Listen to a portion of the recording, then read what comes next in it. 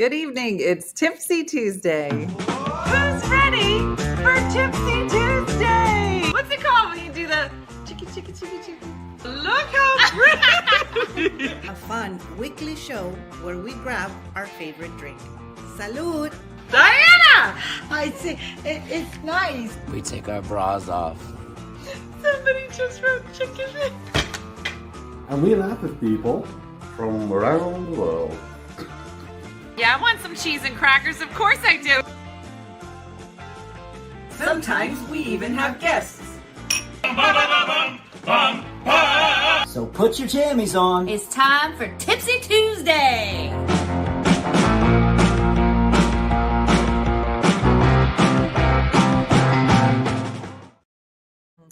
Good evening, everybody.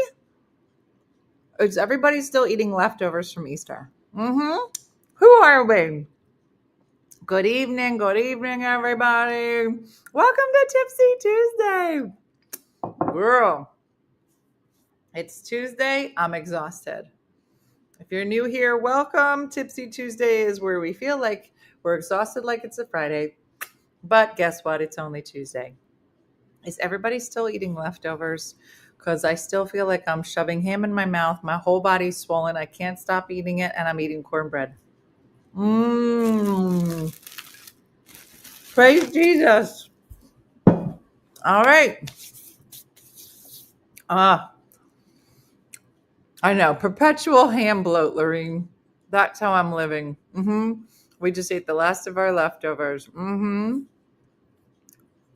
Alexis, girl, it's only Tuesday. Eating chocolate ice cream. Tammy, I'm very jealous. I will tell you that as I gave up sugar for Lent, I don't know if everyone is keeping up with their Lenten promises. I had a piece of key lime pie yesterday because that's what the Lord wanted. And then today was my first day again with no sugar. And it was sad. It was a sad day. So here we are post-Lent. I know there have been a ton of beautiful videos of the Pope, and we're on Pope Watch now. They said there'll be a new Pope in 2 weeks. We were talking about it this morning, but yeah, I know. Anne-Marie, go to bed. Leftover key lime pie. What does that even mean? I'm eating Peeps and drinking Prosecco. I have Bible study in a little bit, so I need to keep in control. That's the best sentences I've ever seen anybody write in my whole life. I know. We'll see. Hello from beautiful Banff, Alberta, Canada. Much needed vacation after completion of treatment. That's Karen. She just completed her cancer treatment. She's doing well, so we're happy. Brooke, I'm live. Did you want to come say hi, or you just want to scream in the background? She wants to scream in the background. Cool.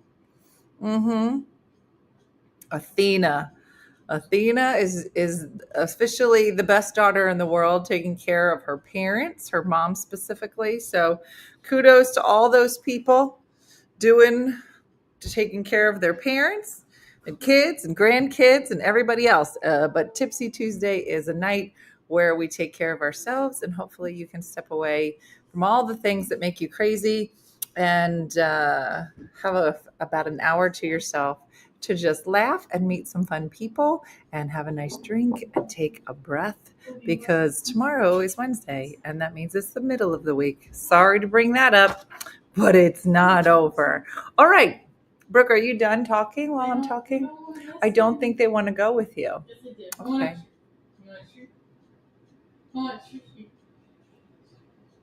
Just say it. They'll come with you. No, but I'm not planning on doing it. You have to give them a treat. You want a treat? No, Mom. All right, go give them a treat. Go ahead. I'm going to take it, then go Go. back right to the start. Go ahead. So Brooke's home. Can you tell? Can you tell when my face changes when my kids are home? And I'm like, this is my face when Brooke gets home. Brooke's home. And then 5 minutes later, I'm like, Brooke, you can just slide right back into mom face. It's very easy. Very easy. I know you're not, Anne-Marie. All right, well, listen. You guys are in for a treat. Not only do I have the first of hopefully many comedians that will be joining me in Vail for the Vail Comedy Festival. But he's hilarious. He's had 17 jobs. One is better than the next. And I don't want to give away the best part. I'm going to let him unpack it for you. He's adorable. Let me introduce you to the very funny comedian and doctor of veterinary medicine, Dr. Kevin Fitzgerald. He's performed stand-up comedy, has been a staple in the Denver comedy scene since 1986. Since then, he's opened for and worked with such diverse and legendary performers as Joan Rivers, Bob Hope, Kevin Nealon, Brian Regan, and Norm McDonald. He's probably best known for his 11 seasons on the popular Animal Planet television series Emergency Vets. Other TV appearances include The Late Show with Craig Ferguson, The Maury Povich Show, The Today Show. Radio appearances include The Howard Stern Show, one of the most popular segments ever on NPR's Wait, Wait, Don't Tell Me, as well as being featured in Paul Harvey's The Rest of the Story. Dr. Fitzgerald put himself through school bouncing for various rock bands, including The Who, Willie Nelson, Parliament, Funkadelic, and the Rolling Stones. He performs to rave reviews at corporate and fundraising events and is in high demand as a host MC, comedian, guest speaker, and lecturer across the country. He believes his unusual dual career as a doctor and comedian offers him the unique perspective on life. And Dr. Fitzgerald also believes none of us laugh enough. You're going to love him to death. Oh, yeah, we're going to need to unpack the Maury Povich Show, but let's get him to the stage. So welcome, Kevin. How are you? So sorry. The sun's going down here, and my computer's right in front of this window, but it'll go down in a second here. So it looks like I'm on fire. And if I get closer to you, and then it'll be, oh, man. It's so There bad. you go. And I see that you have a whale fin behind you on the wall. What room are you in right now? I'm in a little room that my computer and books, it's so kind of a little office. Okay. I have, it was a picture I took of a humpback tail in Antarctica. And so, so it's a picture you took? Yeah. And so all their tails, I got the back of the chair, but all their tails are like fingerprints. So they have a registry and they take pictures. And so when they see one, they go, oh, that guy, he was in Hawaii last week. That's Fred. They're just like, that's Fred. So I get out of that sun for you. So there I am. That's what I look like. So Kevin, I don't even know where to begin. Should we begin chronologically, or what's your favorite thing to talk about? Because you're a veterinarian, you were a bouncer, now you're a comedian, now you're a lecturer. Where do you want to start, Kevin? Well, I'll probably start at the beginning. Okay, let's do it. I'm just an Irish Catholic kid from Denver, and so in the 50s, there was an Irish community, an Italian community. It's kind of scattered now. In those days, and then Catholic school, and then went to school up the road in Boulder to college and tried to get into vet school and didn't get in. And so, went to graduate school and got a master's and a PhD in endocrinology and taught for a while. Then went back to vet school. But in the meantime, I put myself through school bouncing for bands. I worked the door at this place, and so he was a promoter, and so he was starting to book bigger and bigger acts into the clubs, and the bands would come through and they needed security, so they'd take you with you. They take you with them. And all right, Kevin. So people are already commenting. They're saying you have a very interesting accent. Where is that from? Do you think you have an accent? I have a speech impediment, probably. No, I talk like Tommy Chong. I have a horrible voice. This is what I don't know. These ladies are loving it. Second question is, we're not a question, but they're all saying, do you ever get this, that you look a little bit like Dick Van Dyke? Oh, he's way handsomer than I am. And I'm not Jesus. I look like Dick Van Dyke. It's just you never think you're gonna get old, and in your hair, in my mind's eye, my hair's still black, and so but at least I don't know. I mean, you kind of you earn your face after a while. You do earn your face. I'm earning my silver as well. I'm not quite all white like you yet. Oh, my cuckoo clock. Sorry, hold on. That's all right. I love cuckoo clocks, Kevin. So when does comedy? So you're bouncing, for these bands while you were going to vet school? Yeah. You had the summers off, or take time off to make the money to get tuition. Mhm. You need to do whatever you can to make ends meet as a kid. And so there weren't really scholarships for veterinary school. And so, you had to work. And so it was a fun way to travel. Getting on the road with a good band was like running away with the circus, if you, Mhm. and so it was great. And you learn human nature, and you learn about, how to handle things. And yeah, it was good. It was good. It wasn't so much about, man, I'm so sorry about that son. No, you look fabulous. It looks like the Lord is just coming down and just making you look fabulous. There There it is. There it is. So when do you start doing stand up and all of this? Well, I had a friend doing stand up here, and I always loved it. And there were opening acts, for the different bands sometimes, and Albert Brooks was going with Linda Ronstadt. So I did this Linda Ronstadt tour, and he opened, and he was just so funny, and so clever, and so you see things, and so I had a friend that was doing it, and he was getting paid, and I'd see him and go, oh man, that's not even funny. This guy's getting paid to do this. So I tried to get an act together, and so I had my brother help me, and we took in the it's the song, the theme of the War 1812 overture. Oh yeah. Well, the cannon burst. Yeah. So I thought it'd be funny if every time the cannon burst, that they pulled a pair of pants off from behind, and then boom, boom, and then at the end you stand there in a jeweled jockstrap and say, I hope to make some motion pictures, and leave. And that was my act. That didn't go very well. Then I tried the dying comic. And so I had a hospital bed and had them roll me out, and had an oxygen tent and fake oxygen and a tank and a fake IV and a stand. And the MC said, we don't know if this will work. We have a dying comic, and the doctor said there's one chance in a million. If you laugh, he might get better. So you'd go out and you'd tell jokes, like, the worst one-liners ever. But the audience got into it. Like, they realized that, wow, pretty soon they're laughing a little bit. Oh, that son. And you get up and you start combing your hair a little, and you're looking in a mirror and going, oh, look, he's getting better. And then you jump out and run up and down the stage and telling your best jokes at the end. You have a hospital gown with your bottom hanging out, and you say goodnight. So that didn't work. So then I tried the diving comic. I made a tank that held water, and so we filled it up. And when you're little, you can pull a canoe over and pull it down and walk on the bottom and scare your mother. And you're in the canoe, right, for a little while. Uh-huh. So my brother made this bucket with a microphone in it, and then I got my mother's one of her bathing suits, a one-piece bathing suit, and her flowered cap, and pulled my face real tight. Made my face bulge. Ladies and gentlemen, the world's only diving comic. Then you go up, drop your rope, get into the tank, go underwater, pull the thing down, and you got 3 minutes of air to tell jokes underwater.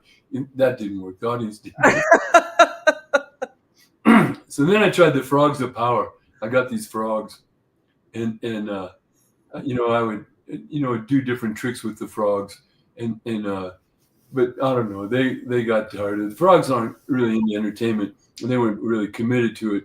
So they moved to Colorado Springs, and I lost track of them. I heard they were living there. What so many questions. What tricks would the frogs do? Oh, the difficult 3-frog pyramid, and so they would. I had a 4th frog too, and I dress them with a yellow piece of cotton on their head and a baseball sock that I cut the arms and legs off, and then a cape, and then I had a cape and it was dressed like the frogs. Yeah. No, that didn't work, and I would at the end have the frogs.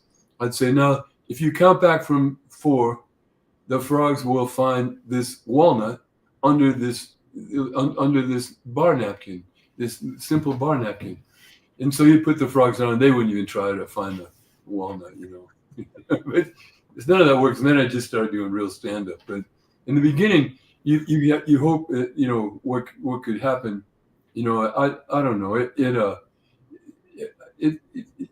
I was on amateur night, you know, the new talent night for years before I got on the regular schedule at the Comedy Works. You know, you were trying different stuff. It really was moronic because, you know, there were things I thought were funny and they weren't funny to anybody else, you know, and I don't know. Although I think at some point, right? Don't all comics eventually, we just do it for ourselves. We're like, I think this is funny, so I don't really care if you laugh anymore. Don't you think? Well, I think that's true. I think most people are funny, you know. I think so too. I think so too. And I think that most people have a sense of humor, and you know, God knows we need it now, the way things are, you know. My son's getting going, sounds good. Get back in close, yeah. But so how much are you traveling with your stand-up? Now I know we're going to Vail, which is not far from you, right? Have you done the Vail Comedy Festival before? No. Although it's a good comedy town, and there's been different clubs up there. None of them have worked, and I've done a lot of stand-up there. I've opened for Kevin Nealon a lot, and he worked up there. There's a beautiful the Villar Center in Beaver Creek, and I worked there with Jim Brewer, and I worked there with George Lopez. And so it's a beautiful place, and it's you really like it. It's a gorgeous place. I mean, I can't wait. It couldn't be prettier, and it's going to be a great time of year to be up there, and there'll be wonderful comics like yourself, and we'll get to hang out and you know, see and watch each other's acts, and that I work 4.5 days as a veterinarian still. I was gonna say, so tell me, like, is it hard for you to shift gears? Like, No, because you know, I've been able to keep doing it, you know, and I travel sometimes. I've worked so long at this hospital that I get 8 weeks a year off. So if George Lopez or somebody says, "Can you come and you know, can do some cities?" I'm sure, or Kevin or Wow. you know, Brewer or whoever, you know. And so I've worked with a lot of people over the years, and the Comedy Works in Denver has a really good stable of comics. We're really lucky. There's good comics here, and it's hard. You have to keep your you know, stuff up, and I do a lot of corporates, a lot of veterinary conventions and different things. And now, doesn't like in veterinary medicine, do you have to like specialize in either small animals or large animals, and right? Which one do you do? I do dogs and cats, and I see turtles, and my little dog just died, you know, and so a month ago. But you know, I got this is a little guy that lives with me. Here, come here. Knucklehead. So I found this guy. Oh. You know, so this is a African sulcata, and this is a baby, and he was loose, you know, and he was just had hatched, and so somebody either dumped him or let go of him, but yeah, so that's Stewie. Is Dewey? Stewie. How old do you think Stewie is? Oh, I know how old he is. He's 2 years old now, because he was a tiny baby, smaller than a quarter. And so he's going to go and live at a turtle rescue place my friend in the Keys runs. And so he'll live outside and be happy. And how long will he live? Turtles live a long time, right? He'll live 100 years and put on a pound a year for 100 years. They get over 100 pounds. This is the third biggest type of tortoise. And so anything with a shell is a turtle, but anything that lives on a turtle that lives on land and can't swim is a tortoise. You know. Oh, is that the difference? Yeah. Huh. And so I travel as much as I can, and you know, it's still fun for me. And I think because I didn't have to depend on it only for my only you know, my entire livelihood, that it's still fun. Now you wrote a book called "It Started." With a turtle. It started with a turtle. It starts off with a turtle I had when I was little, and then so the first part is grown up Irish Catholic and Irish stuff and the superstitions, and then bouncing for bands and band stories and traveling and bouncing stories. doing security. So this is your memoir. Yeah. And then, your memoir is called "It Started with a Turtle." yeah. And Started when did this come out? a month ago. Wow. Yeah. So the third part is veterinary stories, animal stories that I've done. I've been in practice for 43 years, and then stand-up stories, green room stuff, and stuff that you know so well. Yeah. And then the conservation, the trips to the Antarctica and to the North Pole, and so I see that and see the world. 10 million other kinds of animals on the planet besides us, and all the other animals. We were given this wonderful biodiversity and our intellect, and all the other animals are waiting for us to use our intellect and save the place. But I'm the book it's positive and it's not doom and gloom about the conservation stuff at the end. So I have a dog question. Actually, everybody's asking, what are you? So one of my dogs, I have 2 boxers that I got during the pandemic, and one has horrible allergies. And I just started on the Apical. Yeah. Do you like that? Tell me. I love boxers. In the 50s, they were so popular. And so we had one as a kid, and they're wonderful dogs. It's a good family dog, good natures. They're big dopes, they're just happy, and and they're like a bull in a china shop, They do have a lot of problems because of inbreeding from the 50s and being so popular. Anytime a breed gets popular, they start breeding too many of them to get the numbers up. Like the Frenchies now. I never saw a French bulldog before 1992, and now they're on every street corner in the most popular breed in the United States. But they're all born C-section, and they get horrible allergies. With dogs with allergies, with people, it's our upper respiratory. With dogs, it's their skin. Yeah. They chew at their feet. They lick their feet. Yeah. They itch and their ears blow up and and it's warm to the touch and it's red. Yeah. Red. And so in the old days, we tried antihistamines like in people, not strong enough. Steroids work, but they have side effects. Right. Giving them a medicated bath helps for a little while, but doesn't last very long. So now these types of drugs that block the molecule that binds with the skin to cause itching. Apical.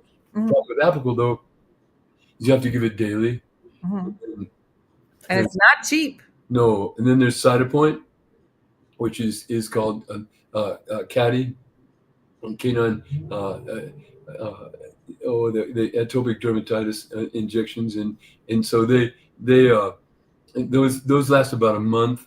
So it works on a similar principle as a Apical, not exactly the same, but those work. And now there's newer ones, and so these are targeting the actual molecules that cause the release of the histamine that causes the itching.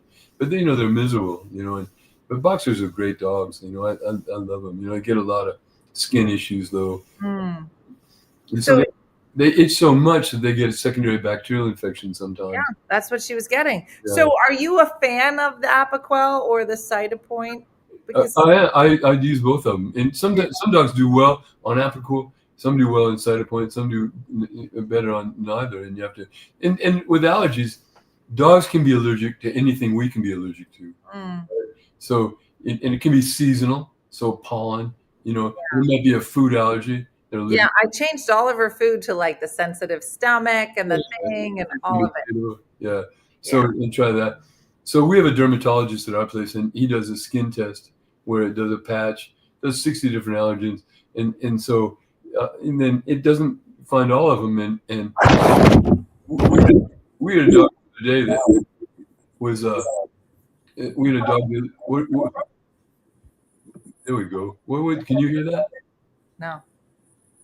I don't know what that was. Anyway, we had a dog that was allergic to the skin of human hands, so he's allergic to people. And we had one that was allergic to cats, so he's allergic to the cat in the house. I was gonna say, what's the craziest like veterinary stories that are in your book? Do you have like one that sticks out in your mind? Oh yeah. They put the thing on the door, and it says, why they're there, what the client complaint is. And the client complaint said, is this our dog? And so I asked the reception, I go, what is this? And she said, go in there, you'll see. So I walked in, and there's a family of people there, and this little white dog on the table, and they go, this is Beanie Boy, which was the funniest part of the story. The dog's name is Beanie Boy. And I go, yeah, well, is this our dog? And they go, well, Beanie Boy got out about 3 days ago, and we looked all over the neighborhood, and we saw him up on our porch. We said, here, Beanie Boy, and put food down. He ran down, ate the food, and jumped in the car. When we got him home, somebody's kicked out all Beanie Boy's teeth. I said, well, how old is Beanie Boy? And they said, he's a year old. And I looked on the dog on the table. He's like 15. He didn't have any teeth left, you know? And so I said, you know, I don't think this is Beanie Boy. And they said, well, if it wasn't Beanie Boy, why did he eat the food? And I said, well, He was a hungry dog. yeah. So That's really fun. So you know, I said, what should we do? And I said, well, I'd take this Beanie Boy and take him back to that porch and ring the doorbell and run like hell. And they did. And then about 5 days later, they called me and said that they'd found the real Beanie Boy at a pound. He'd been picked up, you know. But this poor old dog went out to go tinkle. Here comes a car full of imbeciles. You know, you say, hey, here, Beanie Boy, give him food. He's like, hey, this is okay. He's like, all right. Yeah, they always say, listen, I'll jump in a van full of food. Here's lunch. Yeah. So going into veterinary medicine, like what was kind of the drive for you? Why did you always want to do that? Well, I always liked animals, and I liked medicine. I liked science, you know, and I like people. My friends who have children, you know, they tell me, so-and-so should be a great, you know, veterinarian. She hates people and loves animals. But you have to love people because they pay the freight and they have to come to trust you, you know, that you're not going to, you know, so overcharge them, or you're going to try and do your best by them, put your thinking cap on and get to the bottom of their animals' problems. Yeah. So now I'm going to ask you the question that's just going to unleash a firestorm. But Kevin, are you married? Do you have children? You know, I never got married. I didn't mean to be a bachelor, you know. And so but it's a selfish way to live because you can do whatever you want and you don't have to answer. And, you know, people say, how do you do all the things you do? And I said, well, I'm always late. You know, you can just always show up late for everything. But no, I didn't mean to be a bachelor. And the years go by, and it doesn't, you know, I've had some real nice women in my life, you know, for a long time, and for different reasons it didn't work out or whatever. Probably my fault, you know. But have you done any of the dating apps? Just to give you a brief background, Kevin, I was married for 24 years and then divorced, and everything was awful. Then I did the dating apps, and then it got worse. And then I met a nice fellow. No, I couldn't do the dating apps. You know, we knew this guy. I have a bad habit, and once a week I meet my friends and watch football and smoke a cigar at the cigar place. And this one guy, he was telling us about the dating app and stuff, and it was how great. And I was getting, you know, I'm meeting all these girls, and it's just wonderful, and you can't believe it. And so we got on, unbeknownst to him, and pulled up his site, you know, and it was him standing in the picture with his jacket over his shoulder like one of those underwear models, you know, and flexing, you know. And then his thing, you know, you have to write a blurb about you. And it said, do you like tiny puppies, big snowstorms, warm fires, got big boobs? That's what he wrote on his profile? And so we were like, what the hell kind of moron, you know? Hey, I got big boobs. You know, I'm halfway there. Yeah, no, it's bad. It's bad, Kevin. Don't do it. No, I never would do it. You know, I mean, you just keep hoping. You know, after a while, it's kind of the dating at my age is the tramp of hope over experience, you know. And so you just keep thinking somebody's going to come out of the woodwork. But you have to go out and do it. You have to get out and have the opportunity. But, you know, working as much as I do and then doing stand-up and working on my book, I mean, during COVID, nothing was happening. We weren't doing comedy. The restaurants were closed. There was no movies. So I spent 2 years to write the book. You know, I wanted to get all my stories down in one place before I stepped on the rainbow, you know. Mm-hmm. I hear you. No, he still does stand up. Yeah, for sure. Christina said, does he still do stand up? Yeah, where Dr. Kevin and I are going to be at the Vail Comedy Festival. And so he is the first of hopefully a bunch of comedians that will be joining us in Vail. Terry asked how old you are. You don't have to answer that if you don't want to, but that was one of the questions. I'm 73. 73. You look great, Kevin. This is what I look like. Listen, you're like a hot commodity in the 70 plus category on the dating apps. You would be killing it. Well, I mean, it's just, I don't know, man. Dating is it's a hard thing, you know. You have so many things, and as you get older, the you know, women are nice and they're lovely, and you try and date somebody your own age, you know. I think you have to, you know, it's not fair to someone to, you know, date a young person, you know, because their whole life is gonna unfold like a flower, you know, and not that I have one foot in the grave, but you never know, and so, but their music's different, and their jokes are different, and their touchstones and what they read and their sensibilities are different, and you know, and so I was lucky. I mean, I came through a time, man, in the 60s and 70s, and, you know, women were coming on with, you know, the pill, and all of a sudden women were, their lives were unfolding. They could do more. Like my poor mother, I remember she would say, you know, after the war, World War II, all we could do was be nurses or teachers, you know, and she'd watch TV and she'd say, I could have been a CEO, I could have been a lawyer, I could, you know, so that changed really rapidly, you know. So music was better. I mean, the kids have their own music and they have their things and touchstones. And I'm sure they'll have their anthems that they think of. You know, it's amazing to me. I think, you know, that we'll start to end up in nursing homes, and you know, it'll be like Led Zeppelin and stuff playing at the nursing home. You know, I know it's coming. Music off, but my nieces come over to my house and they call my house Old Town because of the music I listen to. So I'm listening to Jefferson. That's awesome. So my mom, Kevin, when I was divorcing, unfortunately my dad passed away. So my mom was widow at the same time that I was divorcing. And she has since met a lovely man from the Bible study. And he is 83, she is 78. And so they've been dating. But I had to say to her, and I don't know if you know what this means, Kevin, but do you know what a "you up" text is? Oh, when they call it, are you up at night? It's the letter U and then up, question mark. Do you know what that means? This means somebody's going to come over? It's a booty call. Oh, I see. Okay. Well, yeah, good for them. I mean, God bless them. I mean, I want everybody to be happy, you know? And so, I mean, I don't want to see it.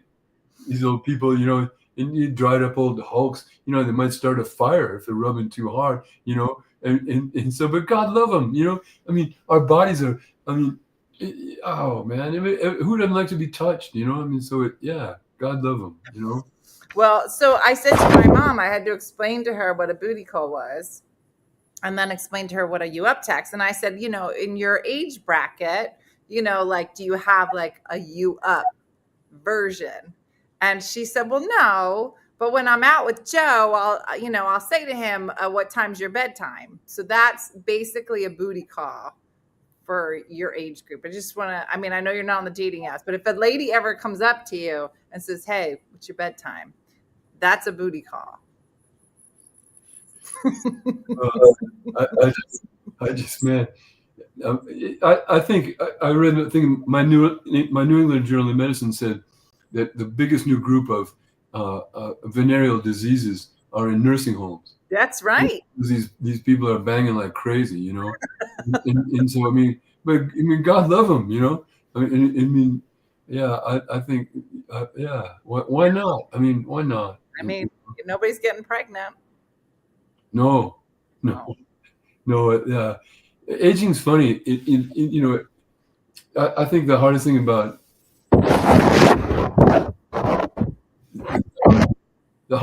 aging is you stay young inside, and your body changes.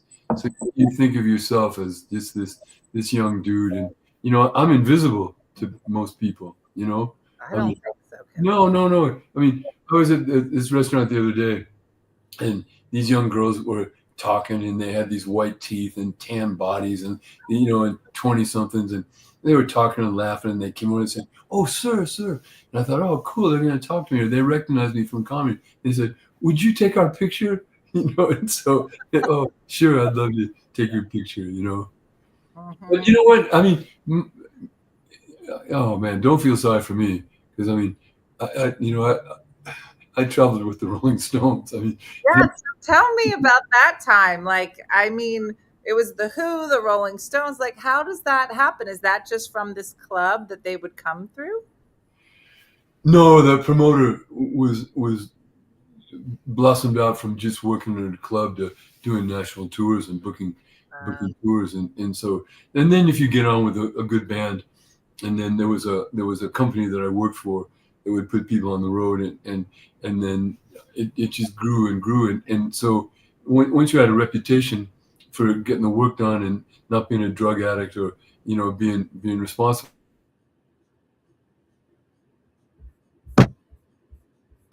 then you could get hired to another. And the music was great in those days, and people didn't know what would happen.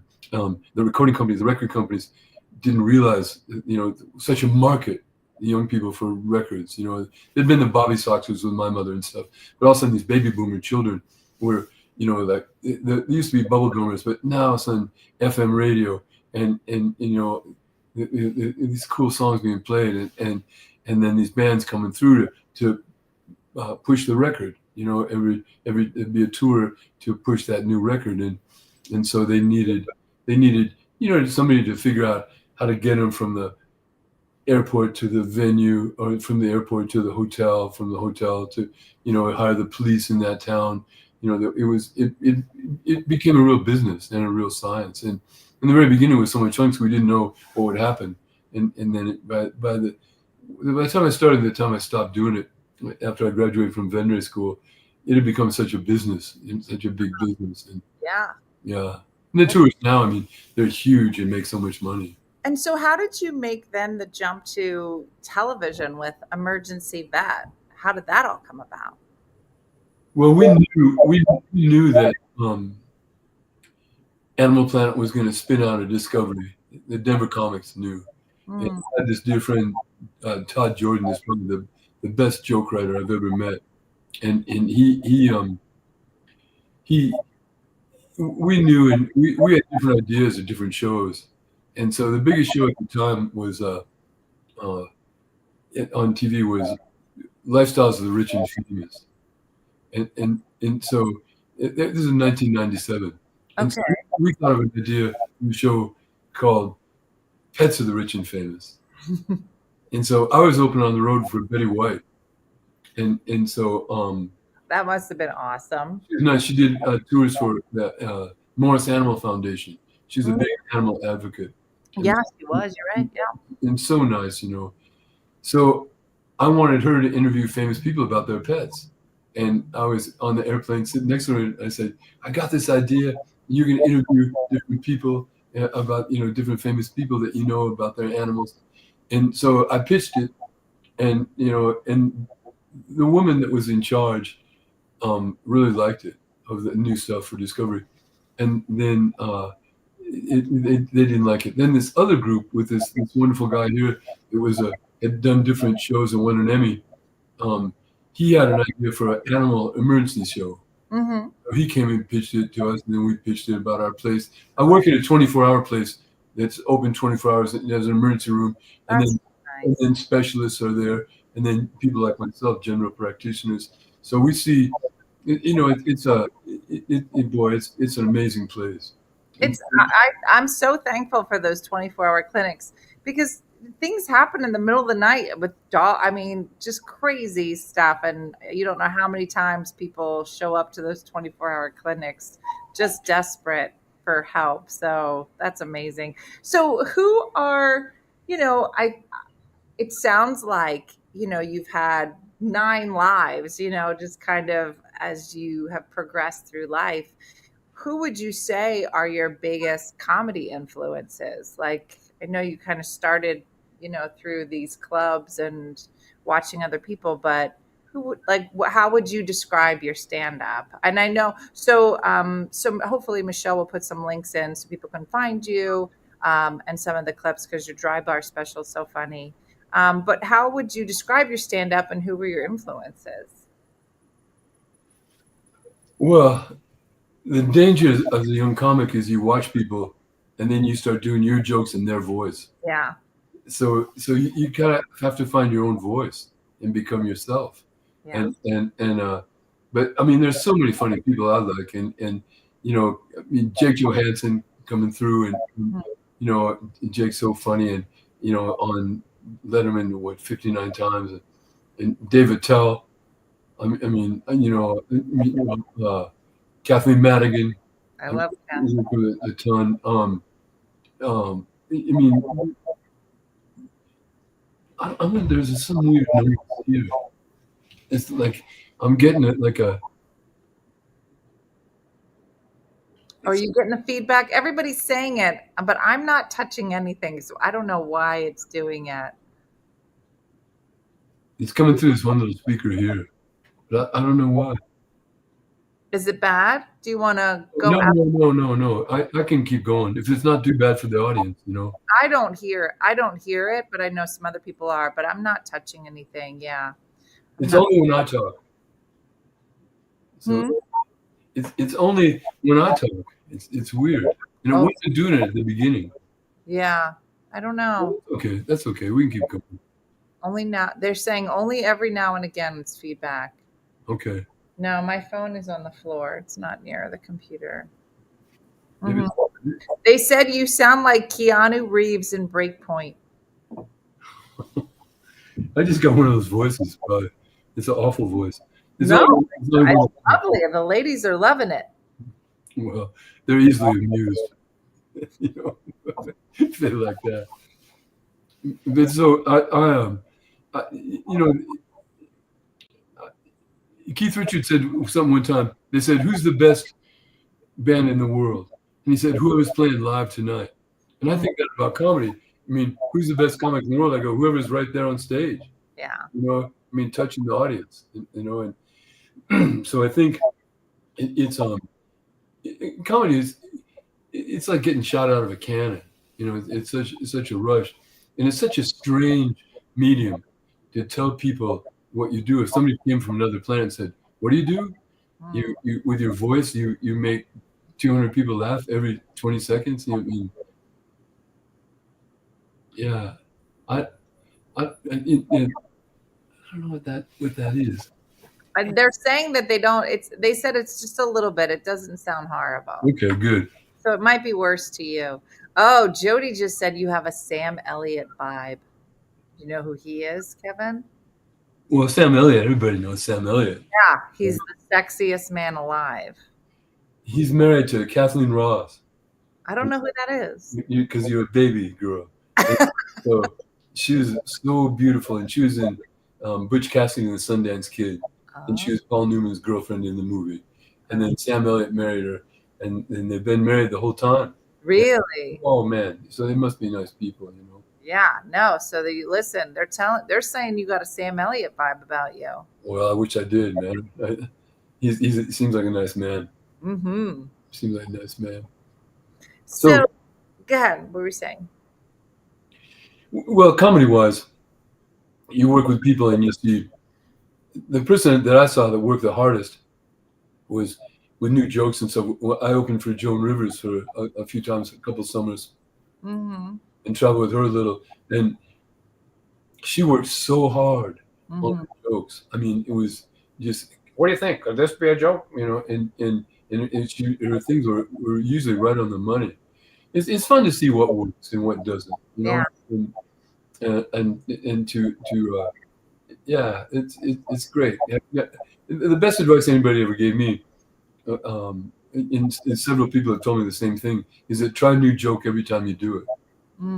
Try a new joke every time. Good idea. Yeah. And then, you know, if you work 4 or 5 times a week, then you've got 5 new jokes by the end of the week, and some of them don't work. Yeah. Sometimes, you know, jokes, you just look at them and say, "Here's another one you won't like." Yeah. There's when I first started doing stand-up, you're just not quite sure what you're doing. So I went out and I got Phyllis Diller's book. I got Joan Rivers' book. I got Irma Bombeck. I just was like, let me just read everybody.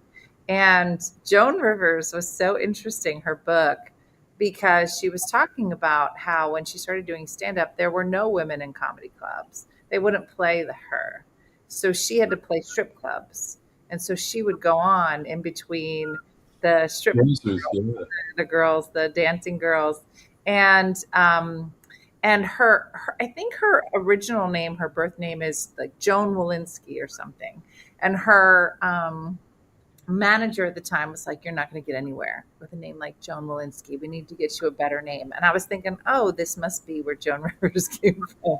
No, he was like, now your performing name, Pepper January. And I was like, what? So she went by Pepper January for a while in strip clubs. And there was one club that hated her and they were going to fire her. And her manager told her, listen, they're going to try and fire you, but they have to pay you if you perform. So you're supposed to go up at 7. So just show up at 7, run up on stage and perform, and they'll have to pay you, and then run out. And then you'll do that tomorrow night.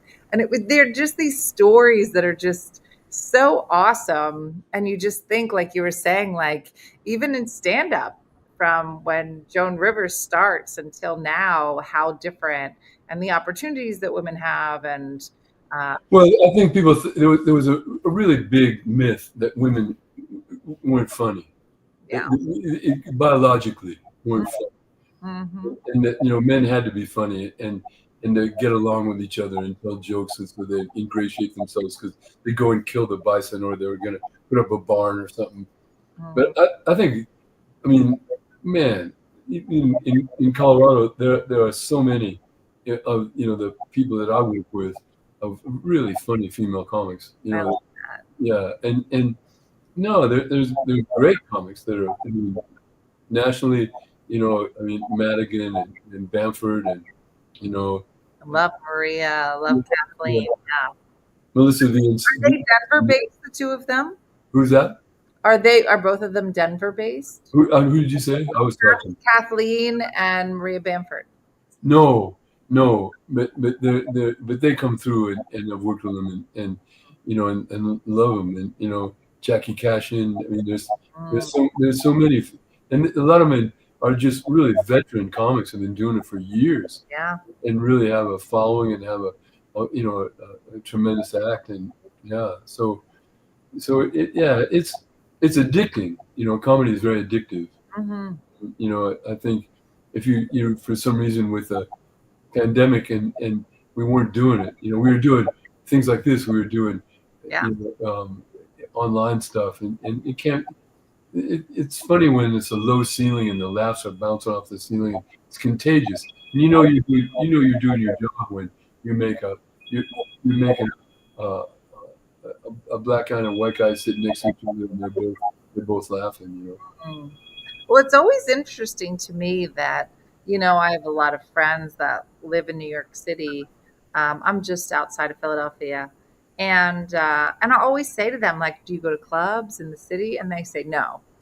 I'm like, they're like, but I watch comedy on television. I'm like, it is not the same. Like being at a club. No, there's something different. There's something about seeing the guy and the interaction with the audience, and every audience is different. Yeah. And I don't think you can blame the audience. I tell the young comics, they go like this, like, oh, my joke went over their head. No, it didn't. They didn't like it. They don't care for you. I just noticed those people that they went out and they eat a rubber hot dog for 5 minutes, and they just totally eat it. And then they come off and go, killed them. I go, wait, was I in a different universe? You have to realize and listen to the audience and be humble and be able to change things and do better each time. Yeah, it's funny. So I have 3 kids. And 2 of my kids are doing stand-up up in Brooklyn. And it's very interesting to have gone, I've been doing stand-up for 22 years, and to have gone through all of that. And now to go and watch them, and to watch them at open mics, and that you forget how hard it is to start. You forget that every night means something, and you're like just trying to get somebody to laugh at your joke and just trying to connect with people. And so it's been a really interesting time to just kind of watch them. And, they have only come to my shows where everyone's laughing, and they were like, I don't understand why no one's laughing. Like, because you're not funny yet. You have to figure that out. And I can only help you so much. I mean, that's kind of the awesome thing about stand-up. There's no such thing as nepotism. Like at the end of the day, you have to stand up there on your own and you have to figure it out. I think that's the thing that I love about stand-up is everybody has to pay their dues. It doesn't matter who you're related to. What matters is what's your point of view, and can you express it, and can you convince people to laugh at it, even if they have no frame of reference. So, But well, I think first of all, to be a comic, I think there has to be something wrong with you. No, really, because in the Psychology Today, they said the number one fear of people are spiders and snakes and stuff. But the number 2 fear is public speaking. Yep. And there's something wrong with us that if you watch a comic and the person who's the MC or the first person on and they're following is going over their time, they're kicking the stall to get out there. They want to, why is that guy going so long? Why is he, and so I think there's something wrong that, that we want to get out there and want to be on stage. And so maybe there's something wrong with us that somewhere along the line we needed approval, we needed the warmth of the audience or something, and I never seen people that went out there and said, well, I try and lose them, try and lose them, you try and make people walk. The only time I made people walk was I was doing the prison, a prison here, and they said, okay, we're going to try and do something nice for the prisoners, and we went down to Canyon City, the state prison, and rapists and murderers and these tough people, and all the people in different gangs in the prison, and they're tough, and they lift weights all day and they're giant. And I was supposed to do 15 minutes. And these 2 guys before I started, they said, we want to go back to our cell, and go back. And so my buddy that I was working with, Matt Berry, that's a wonderful demo comic that went to Los Angeles and has had a wonderful career running shows, being a showrunner for different comedy shows. Anyway, he looked at me and he said, they'd rather go back and be locked up than hear your act. They'd rather be in prison, in a jail cell, 16 by 18, than hear your jokes. I was laughing.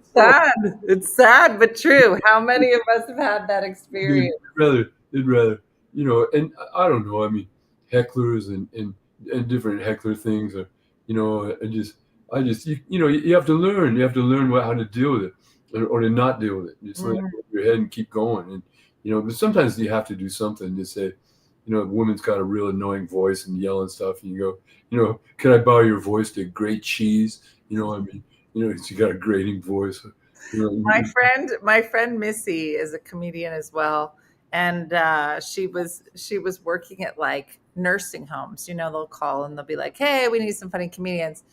And, there's some part of you that is just like, this isn't going to go well. And everyone has worked crappy gigs at some point. But she said, Dina, the worst part is like they'll show up and they'll just be like, who is she? I hate her. Like, I mean, it's one thing to be heckled, but it's another thing to be sitting in a room and people are just like, I hate her.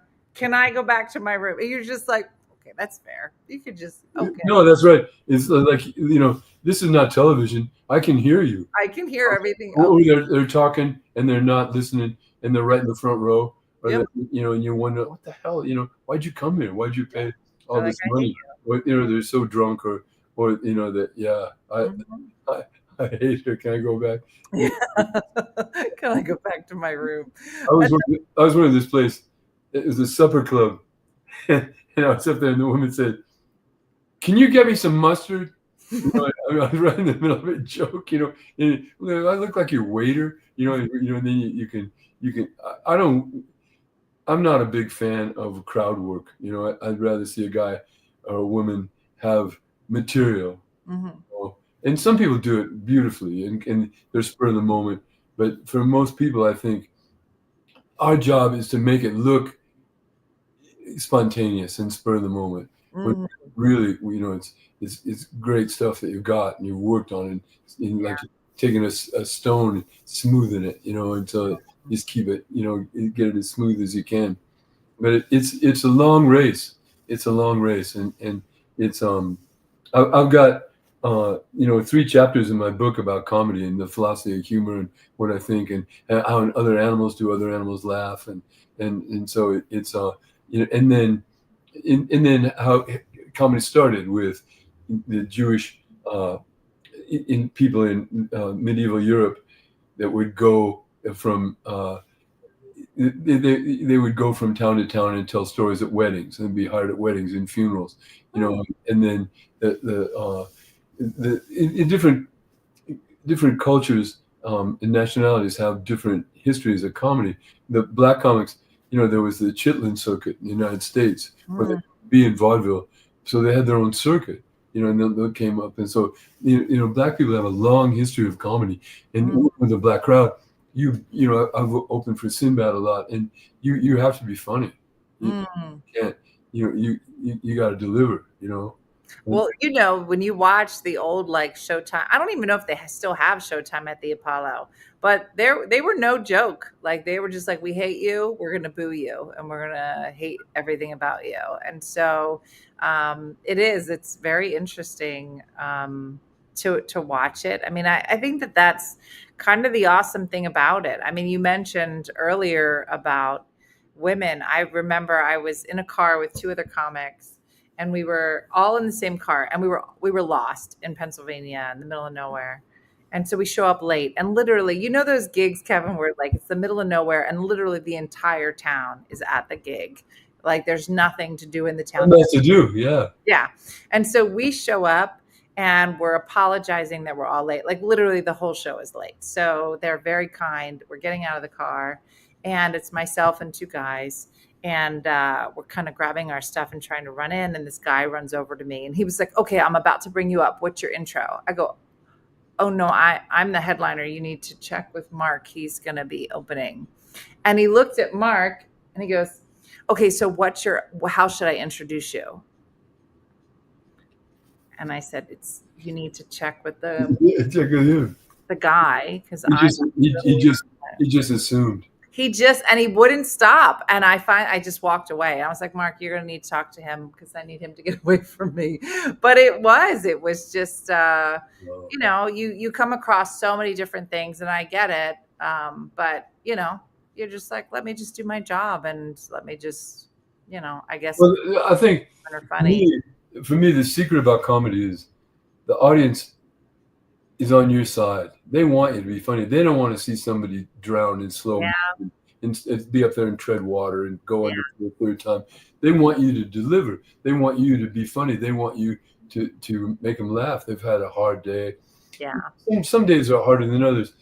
Friday, the second show Friday night, where they've been up all day at work. Then they went out to dinner. Now they're drunk. Their wife is mad. Do we have enough money to pay the bill? Exactly. Can we pay this bill? And so Friday 2 is hard.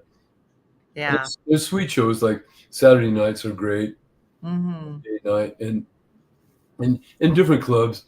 I think here we've got a real great comedy community with 2 strong clubs. Wendy Curtis owns the Comedy Works. The Comedy Works downtown, and then one out south, and one a 300-seater, one about a 550-seater. Wow. So I'm headlining the South Club on Sunday night. Then gonna sell my book afterward, and nice. And see it, and then but there's a ton of workout rooms that I do, and there's a bunch of breweries, and they usually have a big room, and so they so there's comedy 7 nights a week here in Denver. That's awesome. The result, we probably have 400 or 500 comics. Wow. Yeah. That's amazing. No, it's amazing. I see people all the time. They come in. How long have you been doing it? 3 weeks. They have cards. They have a manager. Wow. How do you have cards? Yeah. Where have you worked? And so I think it's humbling. It's a humbling profession. You have to go out and you get your ass chewed a little bit, and the next week it kind of heals up a little, and you go out and try it again. And So you fail, and then you try again and fail, and then you try again and fail, and then you try again and you fail a little better. You're right. Then you. Yeah. But I mean, nobody just goes out. I mean, I worked for Neil Young in bouncing, and oh man, 77, 78. The opening act was Robin Williams before Mork and Mindy. Wow. So funny, and you could tell that something big was going to happen for him. And I mean, he was so clever, but I think even him, it didn't just happen. I mean, he smoothed the stone. He had this time. I call it the comedy sit-ups, where you just have to get to the comedy gym and do these workout rooms. I still do, new talent nights and amateur nights and try new stuff. And I mean, you can't just no, you can't rest on your laurels. This is so much like boxing. You're only as good as the fight you're in. It doesn't matter. You had 15 fights before. Knocked everybody out. We're a new audience. Make us laugh. It is funny. I was just telling my boyfriend that there was a time where I was working the clubs in Philly, and Kevin, there was a guy that had opened a room at a bowling alley, and if you got into this bowling alley, you basically made it. And I remember just being like, oh my gosh, if I can get booked at this bowling alley, I'm going to have a career. Like, it's just funny. Like, wherever you are, you're just like, I have to get into this. I have to get into that. But it's just funny because it's just a series of like, there's a place in Philly called the Spaghetti Warehouse. And you're like, oh my gosh, I could probably get booked at the Spaghetti Warehouse. And they didn't pay you. They just paid you in spaghetti. And so you were like, guys, I just got booked at the Spaghetti Warehouse. And it was there's another guy named the Pickle Man here in Philly, and he pays you in pickles. And you get to choose whether it's going to be like, the regular pickles, or you could get like the special pickles. But there's just like these little markers for Philly comedy where you're just like, oh my gosh, I just got a pickle gig. Well, we all kind of started there. I started off as a chicken act. I had a chicken and had some chickens outside. And I realized when I played the accordion, I bought this accordion to try and it's a long story. Anyway, I thought I was going to be an accordion player and tell jokes and play the accordion. But so I practiced my accordion, but this one chicken didn't like it, this rooster, and he would stamp his feet. So it looked like he was dancing.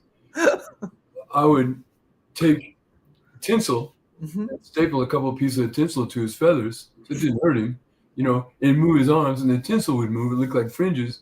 And then I put this little dunce cap on him and these little purple socks. So funny. So I called it Chick Fowler and Jackie Davis, and I was Chick Fowler and the chicken was Jackie Davis. And so he would dance around. I'd play the accordion. It didn't work very well. And at the end, I go, folks, I know you love coming and seeing me, but I know the real star of the show is Jackie Davis Jr. I reach in my pocket and have a little tiny chicken, and it's going all around. But then George McKelvey that had the club out south, he goes, now if a chicken got some of his poop in some of his drink, would I be liable? Not chicken anymore, So I was a chicken act. It didn't work very well. The first show I ever did that got paid, it was the opening of a gas station. And there were these bondos. They called the Elroy Bondo juggling. They were brothers that did juggling. And they were so funny. I thought they were like, oh man, to me, they were, I hadn't seen anybody do comedy. And they said, hey, how about we'll give you $5. Okay. Of a gas station outside with the banners, the little pendants, and people are walking around looking at the pumps and stuff, and you're like, hi, does anybody ski?